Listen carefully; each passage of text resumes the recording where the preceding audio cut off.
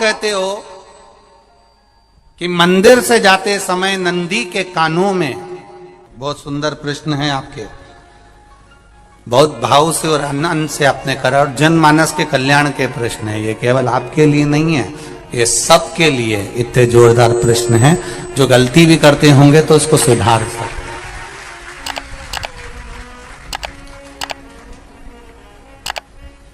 आपने कहा कि नंदी के कानों में कहना चाहिए, लोग हंसते हैं, कहते हैं बताओ वो नंदी के कानों में भगवान को कहना चाहिए। वैसे तो हम आपको एक बात बता दें कि दुनिया के लोग किसी दूसरे धर्म की कभी हंसी नहीं उड़ाते। दुनिया के लोगों को दूसरे का धर्म अच्छा लगता है। दुनिया के लोग सबसे ज्यादा हंसी उड़ाते हैं तो हमारे सनातन धर्म की ही उड़ाते हैं, और जी खुद उड़ाते हैं, दूसरा उड़ाने वाला नहीं होता। दूर के ढोल हमें समझ में आते हैं, उसका धर्म हमें समझ में आ गया, उनके क्या है ऐसा है, आओ कुछ नहीं, उनके धर्म में ऐसा है, कितना आनंद हमें दूसरे के धर्म में लग रहा है, और हमारा सनातन धर्म हमको बुरा लगता है। हमारे सनातन धर्म हमें बुरा लगने लगा। अरे भाई, लोग कहते हैं कि नंदी के कान में कहते हो, ये कोई हमारे पुराणों में या शास्त्रों में लिखा है? भगवती बहन साहू, आपको धन्यवाद देना चाहूंगा और एक बात कहना चाहूंगा, जितनी भी शिव महापुराण के अंतर्गत चाहे उपाय जो बताए जाते हैं कि बेलपत्री ऐसे चढ़ाना, काली मिर्च ऐसे चढ़ाना, चावल ऐसे चढ़ाना, धतूरा का क्या महत्व है, शमी के पत्ते का क्या महत्व है, बेलपत्री के पत्ते का क्या महत्व है, ये जितनी भी बातें बताई जाती हैं ये सब पुराण के अंतर्गत से बताई जाती है। अब दुनिया के लोग इसको चाहे टोटका कह दें, चाहे दुनिया के लोग इसे टोना कह दें, पर पुराण से हटकर कुछ नहीं।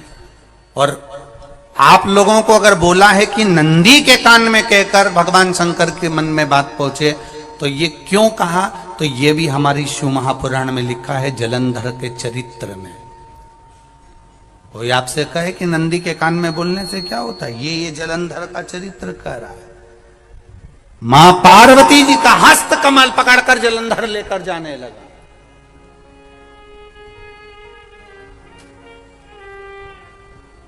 वृंदा का पति लेकर जा रहा है। वृंदा तो भगवान की भक्ति में लीन रहती थी, उसको तो जलंधर को सबसे ज्यादा तकलीफ थी नारायण से, पर शिव के पास आ गया, क्योंकि ईर्षा प्रवृत्ति, अभी कथा में कहा, कोई कोई ऐसा होता है जिसको तुमसे बेर नहीं होता तो भी अंदर से ईर्षा जाग जाती है। कोई कोई ऐसा होगा जिसको अंदर से ईर्षा जागती है, अपने आप अंदर से ईर्षा जागती है, उसका कोई बेर नहीं, और ईर्षा जाग गई, भीतर से ईर्षा जाग। ना आप उससे मिले हो, ना कभी वो आप उसके सामने बैठे हो। कई लोग किसी ना किसी की बुराई करते हैं तो हम लोग पूछ भी लेते हैं, क्यों साहब उनसे मिलकर आए हो क्या तुम? कभी नहीं मिल किया है, कभी उनका सामना हुआ नहीं हुआ, तो फिर बुराई क्यों कर रहा? एक ने कर दी थी इसलिए हमारे ध्यान में था तो हमने भी कर दी। लो, वो कुआं में डूब के मरेगा तो तू भी मरेगा का? नहीं। नंदी सामने बैठा है, गणेश जी को मालूम पड़ गया, कार्तिकेय को मालूम पड़ गया, मां पार्वती जी का हस्त कमल जलंधर ने पकड़ लिया और लेकर चला। मालूम पड़ गया, तब नहीं रहा गया। गणेश जी को क्रोध आ गया और गणेश जी महाराज आए, शिव जी को जगाने लगे, पिताजी पिताजी पिताजी कर कर जगाया, उठो पिताजी, पिताजी उठिए। पिताजी जागिए, पिता को जगा रहे हैं। भगवान शंकर नहीं उठे, तप में लीन थे। क्या करें हम? जलंधर के पास में इतना बल है, इतना बल है, और पिता की आज्ञा नहीं होगी तो हम कैसे मार देंगे इसको? मारने को तो हम मार दें। मां ने आज्ञा करी थी कि जलंधर उसको तारकासुर को मार दो, तो कार्तिकेय ने तारकासुर को मार दिया। शिव जी की आज्ञा नहीं तो हम इसको कैसे मारें?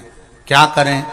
सब कुछ गणेश जी ने देख लिया, शंकर जी के ऊपर बहुत बहुत बहुत बहुत प्रार्थना कर कर देख ली, पर शंकर जी नहीं जागे। तब आखिरी में विनायक ने, गणेश ने, जितनी लोग आस्था चैनल पर कथा सुन रहे हैं, जितने लोग फेसबुक यूट्यूब पर कथा सुन रहे हैं, इस बात को याद रखना कि नंदी के कान में कहने से क्या होता है वो ये इस कथा से सीख लेना।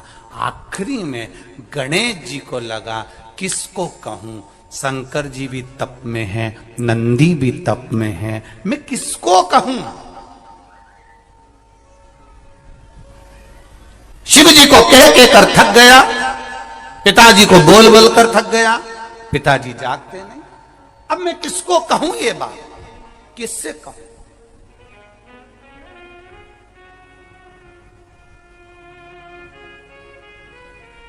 विनायक गए सीधे अब नंदी के पास में। नंदी भी तप में लीन थे, शंकर जी की ओर मुख था, शंकर जी की ओर मुख था। गए और जाकर तुरंत विनायक ने नंदी के कानों में जाकर कहा, नंदीश्वर, मैया का हाथ पकड़कर जलंधर लेकर जा रहा है, पिताजी तप में लीन है, कृपा करिए ना। बस केवल नंदी के कान में कहा, गणेश जी दूर हट गए। नंदी के कान में कहा, शंकर जी के नेत्र खुल गए, शिव जी के नेत्र खुले। ध्यान देना जरा, इस शिव महापुराण की, आशुतोष शिव महापुराण की कथा, जो कथा यहां कही जा रही है, यह कथा पहले के चरित्रों में सुनने को नहीं मिली होगी। जरा ध्यान देना इस संवाद पर, जितने लोग आस्था चैनल पर, जितने फेसबुक यूट्यूब पर सुन रहे हैं। सनातन धर्म की हंसी उड़ाने वाले कह देते हैं नंदी के कान में कहने से क्या होता है, नंदी के सामने जाकर बोलने से क्या होता है, नंदी के पास बैठकर बोलने से क्या होता है, नंदी के पास बैठकर शंकर जी का मात्र दीदार करने से क्या होता है, दर्शन करने से क्या होता है। वो अच्छे से समझ लेना, जो लोग सनातन धर्म पर उंगलियां उठाते हैं, वो अच्छे से समझ ले इस बात को।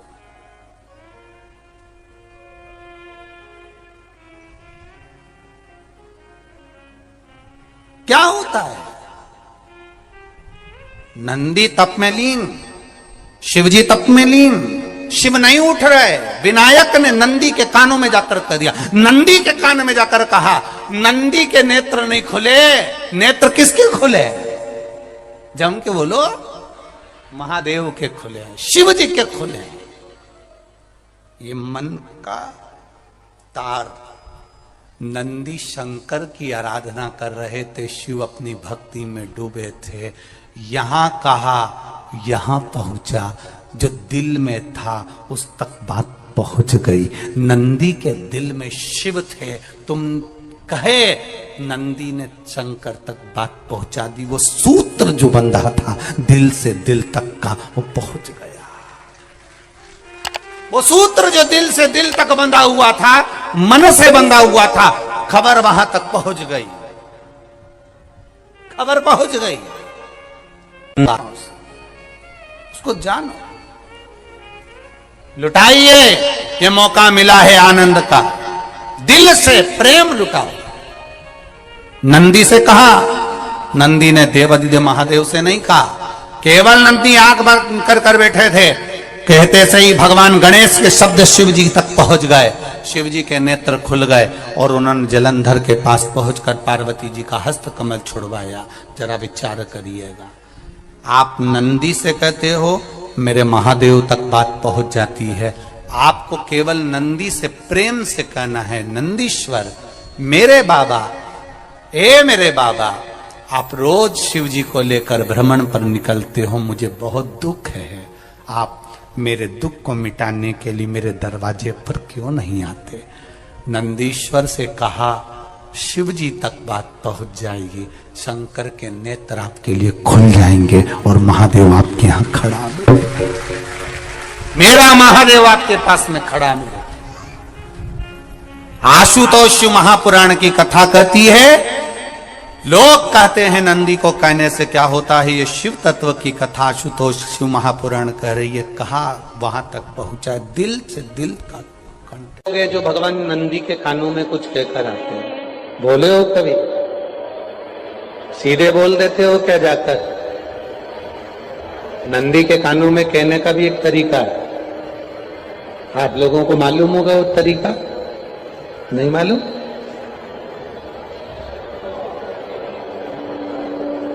बेलपत्री की जो डंडी रहती है ना, बीच का जो भाग है, ध्यान दिए ना जरा सा, ये बीच की जो डंडी है, फिर से देखिए, बेलपत्री के 2 पत्ते और उसके पास में जो बीच की जो डंडी का भाग है, दिख रहा है आप लोगों को? ये 2 डंडी, ये बीच की 2 पत्ती और उसके बीच में जो 2 डंडी का भाग होता है। जब हम देवाधिदेव महादेव से कोई बात कहने वाले होते हैं ना कि बाबा बहुत दुखी हूं, बाबा बहुत तकलीफ चल रही है, बाबा मैंने एक कंपटीशन एग्जाम में परीक्षा दी है, बाबा मेरे जीवन में ये तकलीफ हो रही है, बाबा, तब इस बेलपत्री की जो ये डंडी होती है, इस उंगली से, इस अंगुष्ठ से इस डंडी को पकड़ा जाता है और बाबा के कर्ण में कहने से पहले ये हाथ को नंदी के ऊपर रखकर फिर हम बाबा के नंदी के कानों में कहते हैं और चलते समय इस बेलपत्र को अशोक सुंदरी की जगह पर चढ़ाकर वापिस सजाते हैं। देव अधिदेव महादेव को पार्वती की बात मानना ही पड़ती है और वो कहना ही। ये बेलपत्र की महत्व है।